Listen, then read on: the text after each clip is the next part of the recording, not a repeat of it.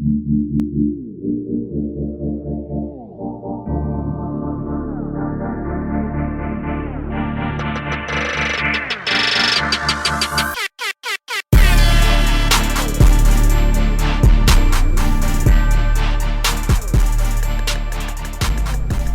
and gentlemen, welcome back to another episode of the Chalk Talk with Vitality Fitness.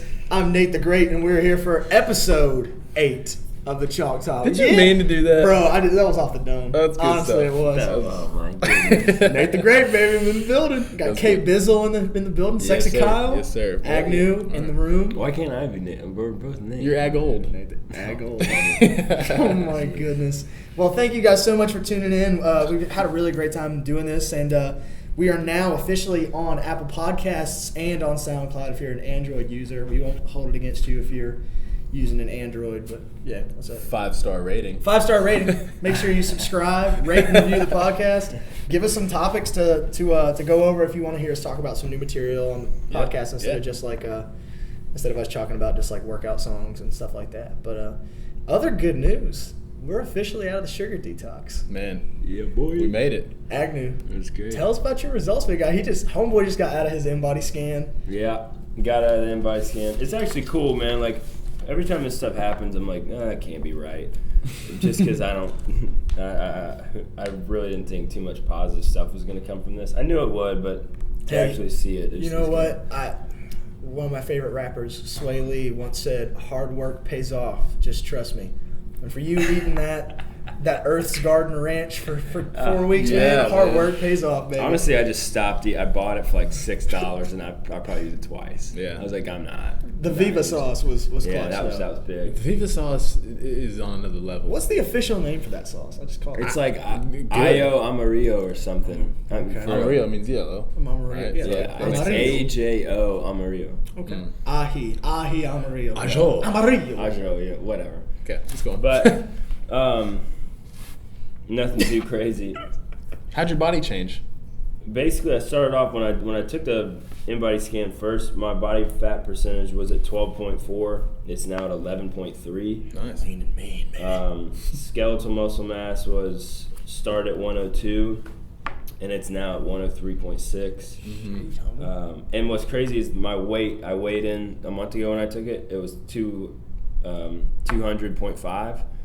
Weighed in again today, it was 200.5. So that just shows people, like, and Jess made a good point, like, weight people who doesn't are matter. wanting to, like, stepping on scale every day, and that's why most people give up. Like, they're just like, nothing's changing. But yes, it is. It just, I went for a whole shifting. month, Yeah. and it's the same exact, I weigh the same exact as I did. Things inside And those your other body. numbers are really what's more important is how's your Yeah, body yeah. changing. That's For really sure. what matters. For sure. his- And my legs they're pretty even. They're a pound heavier.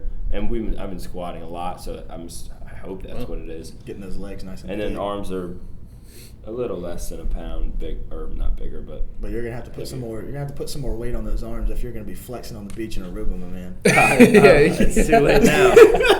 When do you officially leave for Aruba? Tuesday the 9th. Aruba. You guys are gonna have that's gonna be cool. Yeah, dude. You and Laura gone in the same. Yeah. How long is the trip?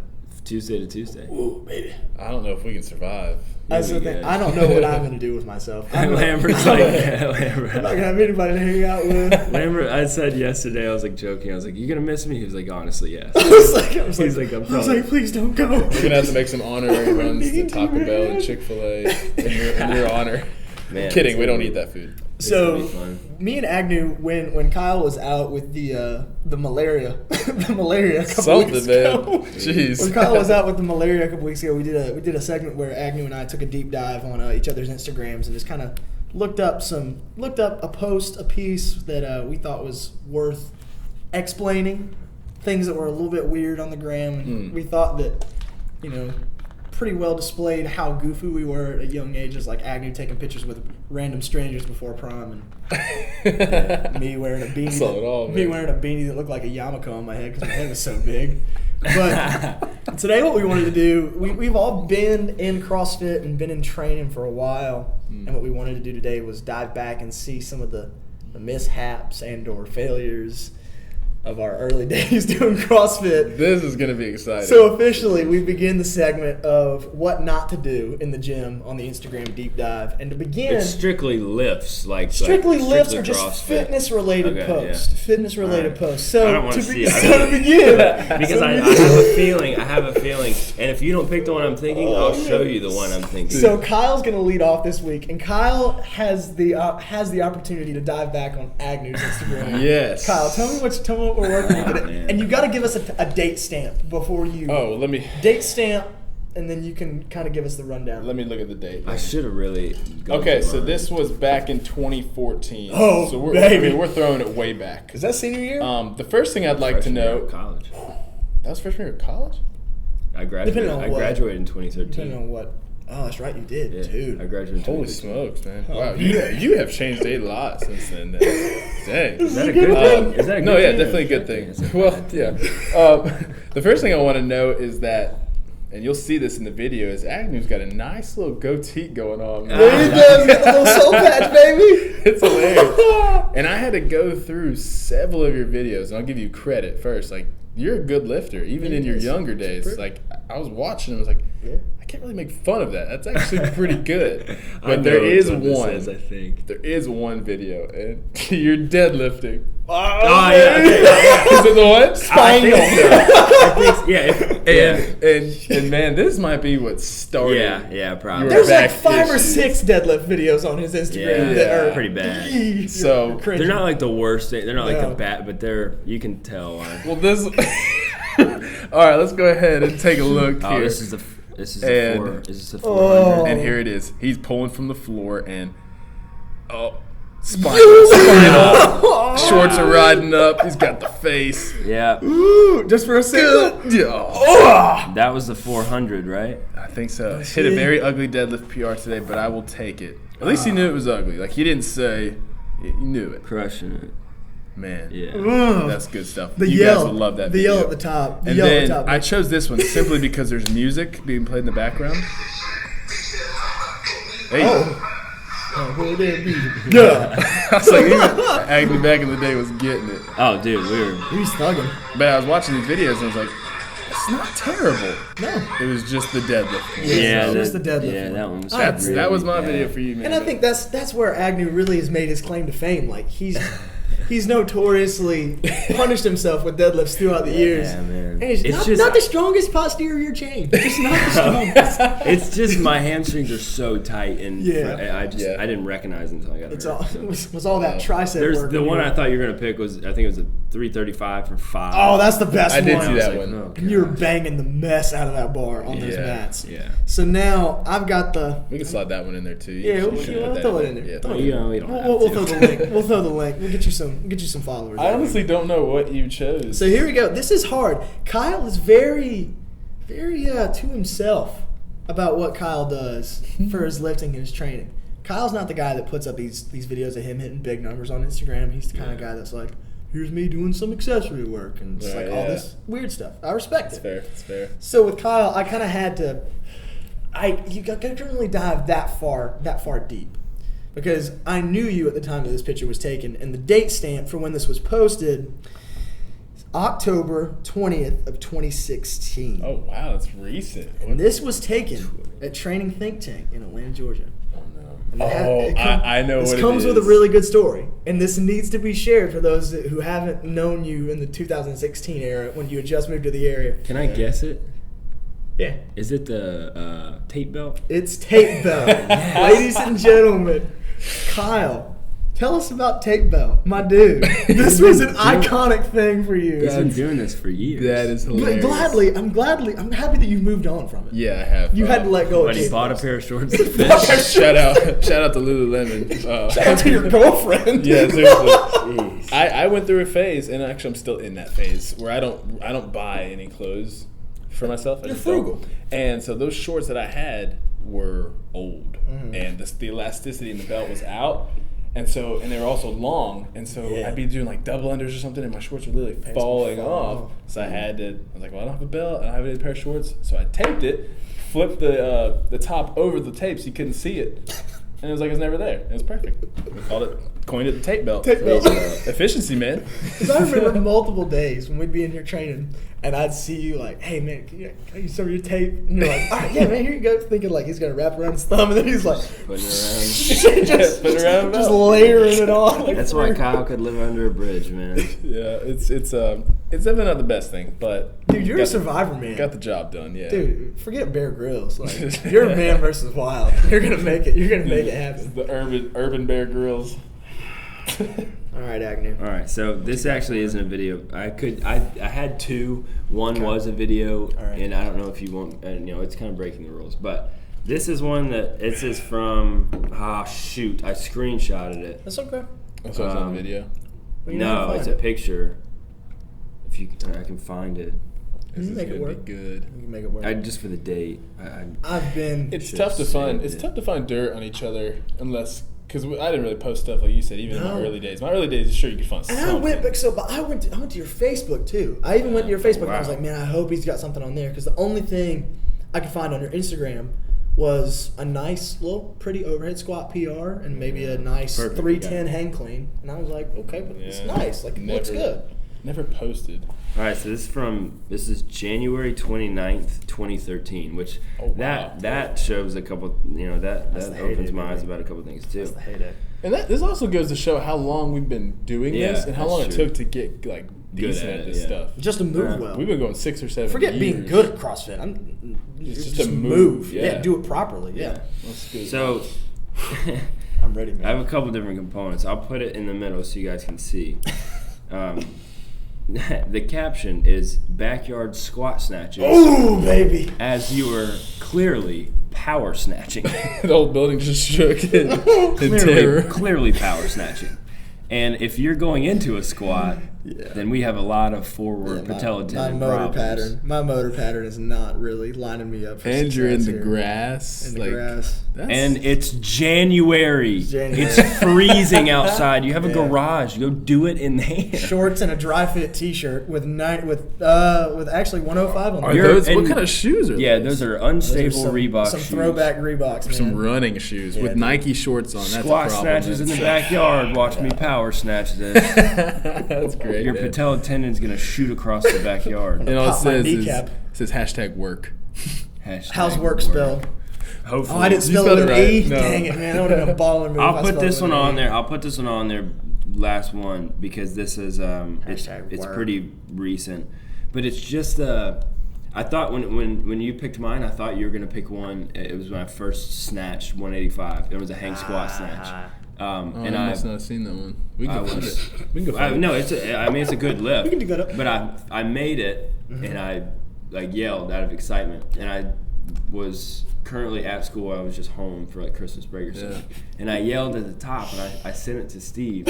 Oh, I remember you telling me this. Don't ever sound. He literally just replied and was like, "Good lift. Don't ever yell like that again." Like, because he was like, "You want to make people think that you knew you were going to make the lift." Yeah. There's another video on your Instagram. This is about Steve and his intensity level. You're doing 14.5. Oh. You're doing thrusters. Yeah. You finished your 3 thrusters, dropped it, and stood there for a second. And Steve's like, "Burpee, let's go!" Like he's getting pissed, and then you drop down. I was judging you for that workout, and I saw him come over with like Dave Benham. I saw they like slowly inched over, and I was like, "Oh no, they're gonna make him go hard." He was getting heated. He was like, "Let's go!" All right, so what's the other one? The last one is once again solid lift. You know exactly what you're doing, but it's the similar to me. It's the expression afterwards. Watch the head nod of affirmation. That after this. Oh yeah, that 235, man. Yeah. No doubt. Yeah. Let's go. And as soon as I saw that, I was like, all right. Good lift too, though. Man, I was like, I guess I'm gonna go down there, and if that's 235, I'm gonna snatch 240. Forget 240. Let's get out the change place. We'll make it 237. Why not? I was Let's like, all right. Lambert We're nodding on the way up. I was like, got the green light. Sometimes that happens, man, where you're just like, yeah, You that's get into money. It's it. on. You know. I mean, I'm notoriously a noisemaker, and there will be a video when we do this again that I'll pull up for myself. Like I'll find it for myself and pull it up because I'm a notorious noisemaker and yeller when it comes to lifting. But that kind of concludes the what not to do when it's lifting in the gym, and I think we learned a lot. I mean, I really learned that deadlifts are great, but it's better to have a spine whenever you're older. Yeah, you want your vertebrae to be where they're supposed to be. Or even when you're 23. Or even when you're 23. But I think it's about time to bring in that round table. You think so? I think we do it. Time for that round table! Let's roll. All right, boys and girls. So if you were not aware, Vitality, North Lake, and CrossFit Cornelius Throwdown was this weekend. Yeah. And don't want to humble brag, but Vitality, dude, we showed out. Man, Vitality showed out, man. It was cool. I was stoked for all of us, our teams, to be those final three, and just in general, Vitality was representing really well. Mm-hmm. And one thing that I really want to bring up, and I think Steve hit us up in the email as coaches, and I always want to make sure this is conveyed. Every year when we have this comp, the coolest thing for me to see outside of everybody on the floor cheering for each other and competing is just how much better we move than everybody else, and how we properly execute and do everything to a standard that really is it's Steve's standard. We really try to do things right and not make it sloppy, and not try to get by with crappy techniques. So huge. That's a good point. Quality over quantity. Move well. Absolutely. So. And so I want to give a special shout out to everybody that competed and everybody that volunteered too. Like, we can't thank you guys enough for coming out and making that an awesome day. So big shout out to the competitors and definitely the judges too. Mm-hmm. It gets to a point head judge here. Head judge. No, not me, but just the people who like it's show you love, man. And it's tough, man, because like I think I told Brent or something. Like, a lot of those people probably never, maybe not have judged before. Yeah. And I've judged. I don't want to say I've judged at a high level, but like when you're judging Kyle in the open and there's a total of 800 double unders, like you're a little nervous. That's and hard. You can't let him know that. Yeah. You got your stuff's got to be under control. But 3, 2, 1, go, and a lot of those people, you're nervous your first go around, and if they're not moving right, you have to no-rep them, and the athletes get mad at you, and it's really tough. So I really appreciate everybody kind of being a good sport and coming out and helping out a lot with that. Yeah. That was awesome to see. Another thing with that, I think Agnew hit a really unique point that's going to kind of carry us into our main discussion here, is the power of competition and kind of having that grace under pressure. And kind of going into this, obviously we want to share stories about our competitive endeavors, maybe in CrossFit or outside of CrossFit. But I think one of the things that's always neat to see people do things down there this weekend that they didn't think they were able to do, go faster on pieces or lift heavier than they thought they would, and be so calm and put together about it. So I kind of want to open it up I want Agnew to kind of share a little bit of how powerful he thinks competition is and some of the things that he's learned from competing, and then we can all kind of just volleyball this thing. I think, and for me, and I really hate to be that guy to be like, oh man, like reliving my high school stuff. But at the end of the day, that was and always will be. I'm sorry, Jenna. my first true love. Seriously, I mean, that just gave everything to the sport of basketball. Married to the game. Yeah, every day, and was this close to getting to the next level, and it just wasn't God's plan. But I think a lot of just the aspects of competition is probably cliche, just teaches you so much about life. Like in getting beat by the buzzer, not being the underdog and losing in the playoffs. Like, I'll never forget sophomore year, we were in the state playoffs, losing to Lake Norman Charter, who was very good. They had a couple guys, actually one guy went on to play at UNC Charlotte, and we were up by 14 at halftime. Let's go Niners. Well, we were up by 14 at halftime. We were killing them, and they ended up coming back and beating us. And we had 6 seniors on the team. Like, that was our year. And I was a sophomore on varsity. I just made a varsity spot as 6-man, came right off the bench, and we were really, really good. Ended up losing that game and seeing all the seniors just sobbing in the locker room after the game and just being like, heartbreak. Man, this is going to take a long time to get over. And for me, it wasn't that hard because I'm a sophomore. I'm like, I got 2 more years. I'm going to be, right. And then fast forward to 2013 and taking that last loss and realizing, like, geez, this is the last time I'll put this jersey on. It's hard to walk out of the locker room, but it's little adversities and something that's why I think sports is such a beautiful thing. Like, And I know my dad always says, I wish I didn't care as much as I did, especially with like Carolina basketball. But we could have some stories on that. Yeah. But I care too much, I know. But it just teaches you so much. Yeah. And it kind of the sports aspect and the competitiveness aspect from, I think, in my opinion, from being a little kid all the way to now. You learn a lot, and there's a lot of social skills you learn. Absolutely. There's a lot of anger stuff you learn. I mean, I can't tell you how many times I would yell and scream. Hey, yo, stripes! Yeah. Where's the foul? Oh man, I got thrown out of games, dude. Like, and you just realize, like, you just can't do that. You have to have control. Yeah, and there's a million different examples you can show on how you can become a better person, a better man.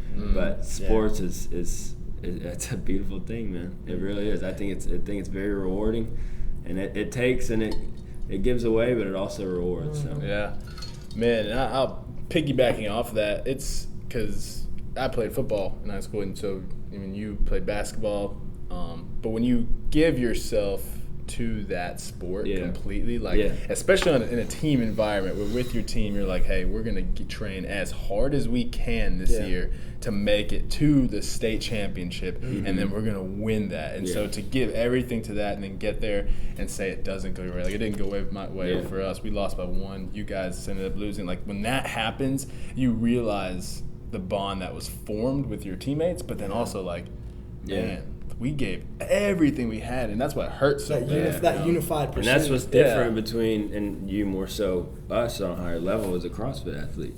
You don't get that team aspect of it. It's you. And when I first started getting competitive in the sport of CrossFit, I was like, cool. If I lose, it's on me. It's not anybody else's fault but mine. If I win, it's all me.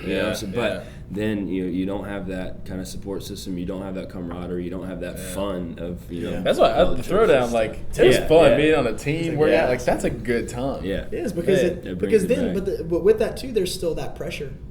Hey, if I don't give it everything I have, it's on me. Yeah. Kyle, like, there's accountability. And leading up to it, like the thing that was so awesome for me this year is going into this, like I knew that Steve had kind of placed some chips on me and Kyle to win and was really gassing up kind of our 3 male teams that we had. Right. But I knew going in that it was on me. Like I understand that I knew that I had to be as ready as possible. So I knew when I showed up on game day that if anything was going to happen that wouldn't give us a chance to win, it wasn't going to be my fault. Right. And I'll be the first to say, like, not that I had any doubts, but like I'm in front of everybody. Like you stepped up to the plate big time. It's not. I've been Kyle's partner a million times, and after the last time I did, I swear I never do it again because it's not fun. But there's a hilarious story with that. He's just really good. But it's man, you killed it, seriously. And me and Kyle talked about it, and he's obviously 100%. A crazy good athlete, and so are you. But it's hard to be paired up with a 2-time regional athlete like that. It's a lot of pressure. But even more than that too, like within team competition or a partner competition, whatever, there has to be that element of communication. Yeah, and that's the biggest level. You have to be able to communicate well, and that competition brings out that side of you. Yeah. Whether you want it to or not, it's gonna bring that side out. And that's where it's back to kind of what I said a second ago. It's that grace under pressure to be like, hey, you know what? I'm really hurt right now. I'm gonna need you to step in for me. But then it's like you have to be that same help and that partner that can come in and take the work. Like I left Kyle hanging on a set of 30 wall balls unbroken in the workout, and I was like, you got it, bro. And I was like, I'm just chilling on the road. I'm just waiting for this timer to take over. Like, man, that hurts. You got it, man. Stay tough. That was hilarious. But I mean, hey, shout out to Chris Williams. Yeah, shout out to Chris Williams. I keep saying Williams. Chris Wilson. He was a judge. My man. Dog. He was funny. Yeah, man. But he's all in. And that's one thing I think to convey. Like, I think the biggest takeaway for anybody that can. That either competed or kind of watched everybody compete. I get it that it's a team competition, and I get it that it's a spectacle, it's an event, but I think there's a side of what we experience in our mind and physiologically that we experience at the throwdown that we can channel every day when we're in here in the gym. Yeah, absolutely. You have to make yourself your opponent. Yeah. That's one thing that I've learned as far as competing individually at I don't want to say high level, but a higher level than what I've ever really competed at was the element of staying like to yourself, and not in like a mean muggy way, but like you can get caught up in all sorts of stuff going on around you, but you have to remember to stay focused on yourself, but then also still have fun. Yeah, and that's a hard duo, right? Because you can't be too lighthearted, you don't take it serious. But if you're too serious, you create too much tension in your body and pressure, so you have to really navigate that. And that's something you can only learn through experience at whatever level is the highest for you. And I don't know if Agnew's got anything else to add, but I've got one more thing to add with the huge Khabib Conor fight coming up this weekend. Dude, I think an excellent example. I was watching a pre-fight special they were running on TV last night, and Khabib was talking about how he chooses not to focus on Conor. He's like, he can do whatever he wants. Like, in all their history with the media and everything that's led up to this fight, Khabib has always stepped back and said, Conor can do whatever he wants. Whenever he wants to fight, we'll fight. And I think that's another side of this that may go back to like our first episode talking about goals. Like, don't always make it your goal to be competitive against one person down there. Yeah. Compete against yourself. Yeah. Make yourself do something you didn't think you could do. Yeah. Speaking of that, go ahead. Do you guys have any crazy stories of maybe something you did within a competitive environment that you're like, I didn't think that would happen. Yeah. And it did. So I'll share one. I'll let Agnew think a little bit. So I was thinking about this. And should I pick the game where I had, was it 51 points? Sorry, I'm not a sports all-star, Dad. Sorry, I'll never live up to your expectations. I just punch people and kick people in the head for a living. That's all I do. That's all I do, man. He was saying that yesterday. I don't have any skills. I'm just a fighter. I just fight. Just a fighter. So, I mean, I thought about this, and we'll wrap this up after Agnew shares his story. The very first year I went to the Sport Karate World Games in 2012. Don't judge me on my math, but I was like 17, and I get up there, and there's competitors in my weight class and age division from all over the world, and we have people from Guatemala, Mexico, and then some people from even further overseas, like from Russia and from Germany. And we show up, and I see that there's 10 people in my division, and it's a double elimination bracket. And I didn't come in with any seedings or any rankings or anything, so I was like, dude, I have to fight my way through every one of these guys. And I can lose once, but as soon as I lose twice, I'm done. And so going in and I got eliminated after my third fight, but going in and fighting 3 fights in a matter of 20 minutes, no holds barred, just 2 rounds, real fast, just go as fast as you can, as many points as you can score, just rapid fire combat like that. I left leaving there with a huge sense of pride in myself to be like, you know what, I was tougher in there than I thought I was. Versus like, man, not stepping back and being results focused. Like, man, I lost. I really screwed that up. It was like, dude, I had that many fights and I made it that far in, and I'd still perform really well. Agnew, what do you got? The first thing that comes to mind before it was the summer before my freshman year of high school. And we've been playing a lot of AU ball, and I got invited to a recruiting camp at UNC Charlotte with Bobby Lutz when he was the head coach. Let's go Niners. There's that again. Wait till I graduate. Go Bears. I think it was Bears. I don't know. I need to check. But and I went to this camp. I mean, we're talking, 70, 75 of really high prospects, freshman through senior. So I could be playing against a kid that's 18 and I'm 14. Wow. A lot of top prospects at this camp. And I actually go in and I'm nervous. Like, it's really the first time kind of we're being staying under in that light. Yeah, and we're staying in the dorms, and you have a roommate who you don't know who it is. And I get there, my parents would go to the dorm room, they give them a dorm room, and we get there and there's nobody in there. And so I'm like, I guess I'm by myself. 2 bunks. We're in the female dorms. It was no AC. It was terrible. So I was like, I guess I'm by myself. So we come back later that night. We go eat, and then I come back to my dorm. There's 3 guys in there. Oh, dude. In my room. Wow. And they're like, yo, I guess you don't have a roommate, so we're chilling with you. Never met him. and today, his name was, gosh, I can't remember the one kid's name. One kid was Carl, and Carl was terrible. But Carl was hilarious. Did he shoot like Lonzo? I don't know how he's there. He was bad. He probably photoshopped his tapes. I know, but he was kind of, he was this little chubby guy. It didn't make any sense. Shout out to Carl. It was like the bench warmers or something. Like, it was weird. But he was so funny, dude, and he made me laugh so hard. And then the other kid was DJ, and then I can't remember the other guy's name. He was kind of weird. But anyways, so I would hang out with these 3 guys. Yeah. And, they were just normal dudes. They weren't really anything spectacular. And so, anyways, we do the camp, and to this day, I've told my dad, I've never played better basketball in my entire life. Wow. For some reason, I've just flipped a switch at the right time. It's a recruiting camp, and this kind of started, getting to talking to other coaches and stuff. But I just, and I'm really not trying to be narcissistic, but just so you have an idea, I swear to everything, I really don't remember missing a shot. Wow.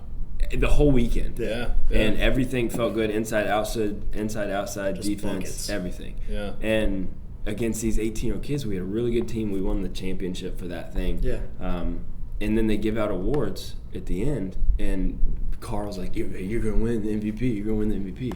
I was like, Carl, you're crazy.